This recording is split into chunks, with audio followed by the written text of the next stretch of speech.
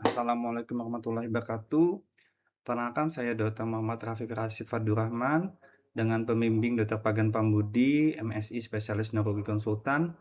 Hari ini akan mempresentasikan jurnal reading saya berjudul American College of Radiology atau ACR Appropriateness Criteria Low Back Pain.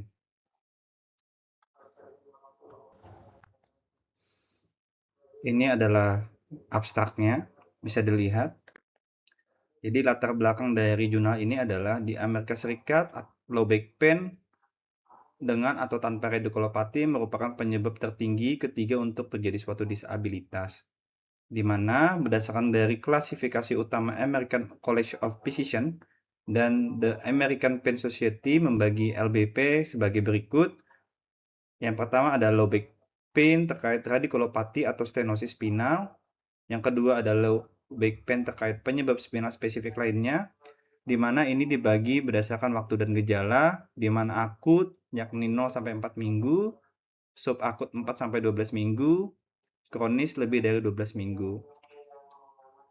Catatan penting, pentingnya anamnesis dan pemeriksaan fisik yang terarah, tata laksana nyeri, edukasi, serta pertimbangan fisioterapi merupakan hal yang penting, di mana berikutnya barulah pemeriksaan penunjang menjadi pertimbangan berikutnya. Selanjutnya adalah kapan waktu yang diperlukan untuk pemeriksaan penunjang, di mana dibagi atas dua syarat. Syarat pertama, kegagalan terapi konservatif. Pasien telah menjalani medikasi adekuat dan fisioterapi selama lebih dari 6 minggu, namun nyeri pinggang atau gejala radikuler tidak membaik atau minimal. Yang kedua adalah syarat kehadiran dari red flag atau tanda bahaya. Pencitraan juga dipertimbangkan bagi pasien yang datang dengan red flag atau tanda bahaya tanpa memikirkan waktu. Bisa kita lihat pada tabel sebelah kanan yang menjadikan pertimbangan pertama adalah riwayat keganasan, berat badan yang menurun tapi tidak jelas, imunosupresan, penyakit infeksi pada saluran kencing, penggunaan obat jangka panjang, dan juga penggunaan obat kortikosteroid, terus nyeri pinggang yang tidak membaik setelah terapi konservatif, di mana potensial dari penyakitnya adalah keganasan atau infeksi. Berikutnya adalah adanya riwayat trauma, adanya jatuh atau osteoporotik pada orang tua, dan penggunaan steroid jangka panjang, di mana penyebab tersering adalah spinal fracture. Berikutnya adalah onset akut pada retensi urin dan juga inkontinensia. Yang berikutnya adalah inkontinensia anal. Berikutnya adalah sadel anestesi. Terus adalah bilateral atau progresif dari kelemahan ekstremitas bawah, di mana penyebab tersering adalah cauda equina syndrome atau penyakit neurologi yang berat lainnya. Selanjutnya adalah kategori pemeriksaan penunjang. Jadi berdasarkan dari jurnal ini dibagi atas 4. Yang pertama adalah usually appropriate atau yang disarankan. Yang berikutnya adalah maybe appropriate atau mungkin disarankan. Yang ketiga maybe appropriate atau disertai dengan disagreement atau masih ada pro dan kontra. Berikutnya adalah usually not appropriate atau tidak disarankan. Berikutnya adalah resiko radiasi. Jadi pada pemeriksaan penunjang bahwa kita tidak akan luput dengan adanya resiko radiasi, di mana radiasi dibagi berdasarkan tabel berikut. Berdasarkan dari ACR Appropriateness Criteria Low Back Pain 2021 Update, jadi dibagi atas 7 varian. Yang ini varian 1 adalah akut low back pain dengan atau tanpa radikulopati, tanpa red flag, tanpa pengobatan sebelumnya. Varian 2, subakut atau chronic low back pain dengan atau tanpa radikulopati, tanpa red flag, tanpa pengobatan sebelumnya. Pada varian 3, subakut atau chronic low back pain dengan atau radikulopati, kandidat operasi atau intervensi dengan klinis persisten atau progresif sudah menjalani pengobatan selama 6 bulan. Varian 4, low back pain dengan kecurigaan cauda equina syndrome. Yang kelima, low back pain dengan riwayat operasi dengan atau tanpa radikulopati, disertai dengan keluhan baru atau perburukan. Pada varian 6, low back pain dengan atau tanpa radiculopati disertai satu atau lebih dari low velocity trauma, osteoporosis, orang tua, atau penggunaan steroid jangka panjang. Pada varian 7, low back pain dengan atau tanpa radiculopati disertai satu atau lebih dari kecurigaan kanker atau keganasan, infeksi, atau imunosupresan. Jadi pada varian 1, akut low back pain dengan atau radiculopati tanpa red flag, tanpa penggunaan obat sebelumnya. Jadi berdasarkan dari jurnal ini, akut low back pain kurang dari 6 minggu dengan atau tanpa radiculopati tanpa pengobatan sebelumnya, pencitraan yang terlalu dini dapat memicu terjadinya incidental finding. Hal ini dapat memicu intervensi medis yang berlebihan dan belum diperlukan seperti injeksi atau operasi, di mana menahan dari pencitraan di kurang dari 6 minggu adalah langkah yang paling bijak dan sesuai dengan evidence base. Jadi pada varian 1 itu tidak ada indikasi untuk dilakukan pemeriksaan penunjang. Pada varian 2, subakut or chronic low back pain dengan atau tanpa radiculopati, tanpa red flag, tanpa pengobatan sebelumnya. Terapi lini pertama tetap berupa terapi konservatif baik dengan terapi farmakologis maupun non-farmakologis. Meskipun saat penceritaan ditemukan degenerasi diskus dan spondylosis pada studi lansia lebih dari 65 tahun, pencitraan MRI kurang dari 6 minggu sejak kunjungan awal tidak memberikan perbedaan hasil klinis yang bermakna setelah 1 tahun evaluasi. Selanjutnya adalah varian 3, yakni subakut or chronic low back pain dengan atau tanpa radiculopati yang merupakan salah satu kandidat dari operasi dan intervensi yang tidak mengalami perbaikan setelah 6 minggu terapi konservatif dapat dilakukan pemeriksaan pencitraan, di mana pertimbangan operasi, intervensi, atau penegakan diagnosis. Tujuan pencitraan adalah untuk mengidentifikasi potensi sumber nyeri yang dapat ditindaklanjuti sebagai target intervensi atau operasi. Yang ketiga adalah MRI tulang belakang lumbal telah menjadi modalitas pencitraan awal. Bisa kita lihat dari tabel sebelah kiri, MRI lumbar spine without IV contrast usually appropriate, radiography lumbar spine may be appropriate, MRI lumbar spine without and with IV contrast, bone scan whole body with SPECT or SPECT CT complete spine, CT lumbar spine without IV contrast, CT myelography lumbar spine may be appropriate. Sedangkan yang lain tidak disarankan. MRI sangat baik secara akurat menggambarkan soft tissue pada lumbal, termasuk kelainan degenerasi diskus, kantong tekal, dan juga struktur saraf. MRI dapat bermanfaat ketika terdapat LBP yang disertai radiculopati atau tanda-tanda stenosis spinal.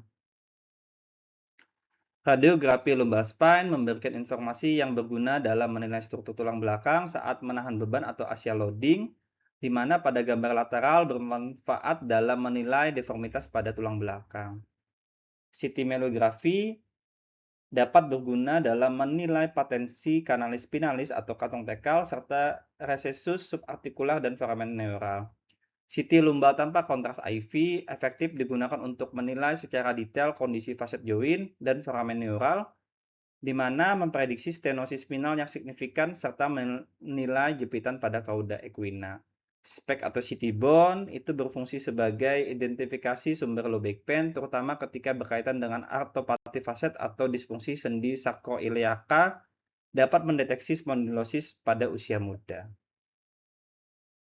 Selanjutnya adalah varian 4, yakni low back pain dengan kecurigaan kauda equina syndrome, di mana sindrom kauda equina diakibatkan oleh disfungsi saraf sakral dan lumbal di dalam kanalis vertebralis akibat dari suatu kompresi. Kondisi ini menghasilkan gangguan pada fungsi kandungan kemih, usus atau gangguan seksual, serta kehilangan rasa di area perianal atau sandal numbness, di mana penyebab paling umum dari kauda equina syndrome adalah herniasi diskus lumbal pada tingkat L4, L5, dan L5S1. Etiologinya adalah neoplasma, infeksi atau inflamasi, stenosis spinal, dan perdarahan. Bisa kita lihat pada tabel sebelah kiri bahwa MRI lumbar spine without dan with IV contrast merupakan salah satu pilihan utama bersama dengan MRI lumbar spine without IV contrast. Sedangkan CT lumbar spine without IV contrast dan CT mammografi lumbar spine may be appropriate. Sedangkan pada yang lain itu pada dasarnya tidak disarankan.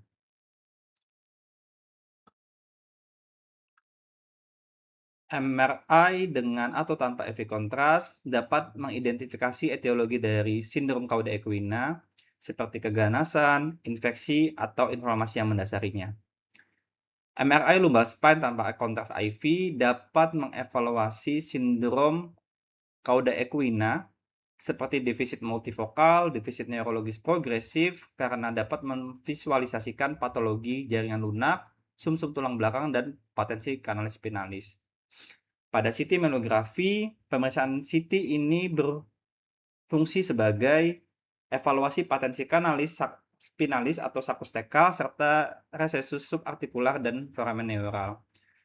Selanjutnya adalah CT lumbar tanpa kontras IV, di mana CT berguna dalam mendiagnosis sindroma Cauda equina, di mana dia akan menunjukkan terdapat pendaftaran atau effacement, yakni lebih dari 50% kantung tekal, dapat memprediksi stenosis spinal yang signifikan, dan effacement kurang dari 50% menyiapkan kemungkinan jepitan pada Cauda equina. Selanjutnya adalah varian 5, low back pain dengan riwayat operasi sebelumnya dengan atau tanpa radikulopati. Ditemukan adanya nyeri atau progresif dari suatu simptom. Jadi tujuan dari pemeriksaan radiografi adalah mencari penyebab nyeri punggung setelah operasi, di mana beberapa etiologi dalam pencitraan meliputi fragmen diskus atau tulang yang terlepas, jaringan parut pasca operasi, kegagalan fusi tulang, dan penonjolan diskus yang berulang. MRI tulang belakang lumbar tanpa dan dengan kontras IV sangat berguna karena secara akurat dapat membedakan etiologi. Radiografi merupakan pelengkap bagi pencitraan MRI dan atau CT, berguna untuk mengevaluasi kesejajaran atau alignment setelah operasi. Di mana radiografi lumbar spine usually appropriate bersama dengan MRI lumbar spine without and with IV contrast, MRI lumbar spine without IV contrast, sedangkan CT lumbar spine without IV contrast dan CT mammografi lumbar spine may be appropriate, sedangkan yang lainnya tidak disarankan.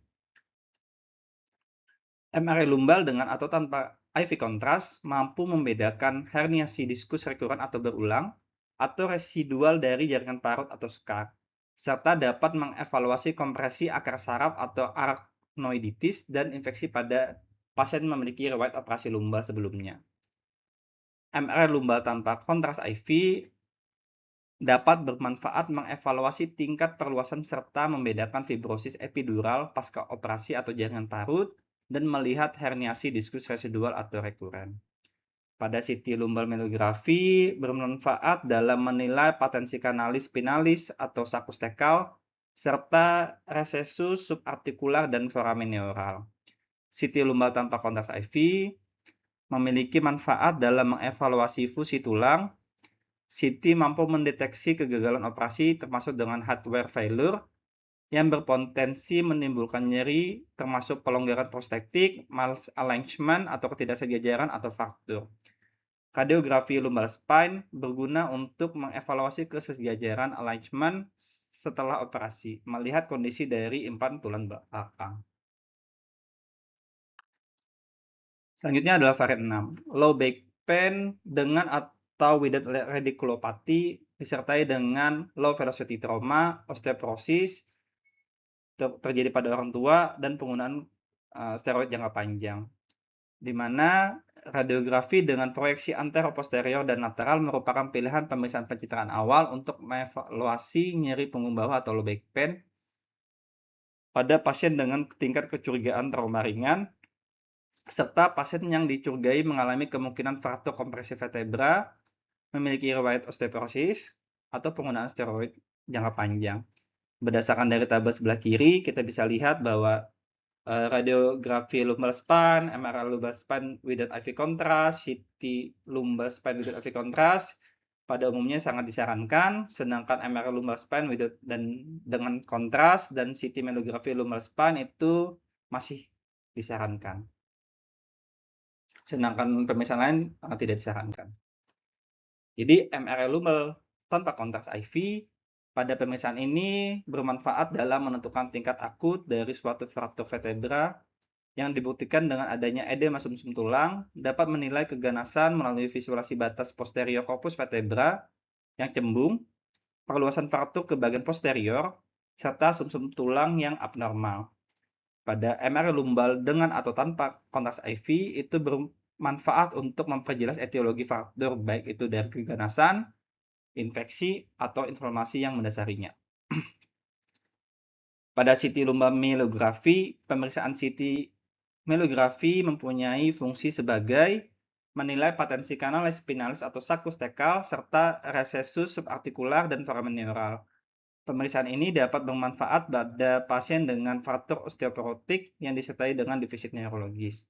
CT lumbal tanpa kontras IV, pemeriksaan ini memberikan analisis yang mendetail terkait fraktur yang meluas hingga ke kolumna posterior vertebra. Modalitas ini telah terbukti secara penelitian itu setara dengan MRI dalam memprediksi stenosis spinal yang bermakna dan mengeksklusi dari cauda equina. Pada varian 7, low back pain dengan atau tanpa radikulopati dicurigai dari keganasan, infeksi, atau imunosupresan lainnya, di mana pasien yang dicurigai menderita kanker, penciptaan MRI tanpa dan dengan kontras IV dianggap lebih unggul dalam mengevaluasi lokalisasi penyakit, yakni intramedular, intradural ekstramedular, dan ekstradural, serta menilai perluasan lesi. MRI dapat melokalisasi lokasi infeksi dan menilai sejauh mana keterlibatan ekstradural atau epidural dan paravertebral. Dapat mengidentifikasi abses epidural dan paraspinal. MRI tanpa dan dengan kontras memiliki kemampuan untuk memperlihatkan lesi inflamasi neoplastik dan sebagian besar lesi traumatik serta menunjukkan detail anatomi. Bisa kita lihat pada tabel sebelah kiri, di mana MRI lumbal spine dengan atau tanpa IV kontras, MRI lumbal spine without IV kontras itu merupakan salah satu yang disarankan, sedangkan radiografi lumbal spine masih ada beberapa yang pro dan kontra, sedangkan berikutnya adalah CT lumbal spine without IV kontras, CT lumbal spine dengan IV kontras, dan juga CT myelografi lumbal spine masih bisa pintu untuk dilakukan pemeriksaan penunjang. Sedangkan pada yang lain masih tidak disarankan. Jadi CT lumbal dengan dan tanpa kontras IV, pemeriksaan ini dapat dilakukan untuk mengevaluasi integritas tulang, misalnya fraktur patologis ketika terdapat keterlibatan tumor, namun patologi intradural dan medulospinalis tidak tergambar dengan baik pada CT dibandingkan MRI. Whole body FDG atau PET-CT, pemeriksaan ini dapat mengevaluasi penyakit metastatik yang menyebar luas dan dapat membedakan fraktur kompresi ini apakah jinak ataukah suatu keganasan. Berikutnya adalah CT lumbal myelografi. Pada pemeriksaan ini dapat mengevaluasi potensi kanalis spinalis atau saccus thecal serta recessus artikular dan foramen neural. Pemeriksaan ini dapat digunakan pada suspek neoplasma dan defisit neurologis. CT lumbal tanpa kontras IV, pemeriksaan ini memberikan analisis yang mendetail terkait dengan fraktur yang meluas hingga ke kolumna posterior vertebra, di mana modalitas ini telah terbukti setara dengan MRI dalam memprediksi stenosis spinal yang bermakna dan mengeksklusi dari cauda equina. Kesimpulan dari jurnal ini adalah pada varian 1, akut low back pain kurang dari 6 minggu, pencitraan umumnya tidak dilakukan. Pada varian 2, subakut low back pain 4-12 minggu dengan atau tanpa radikulopati, pencitraan umumnya tidak dilakukan.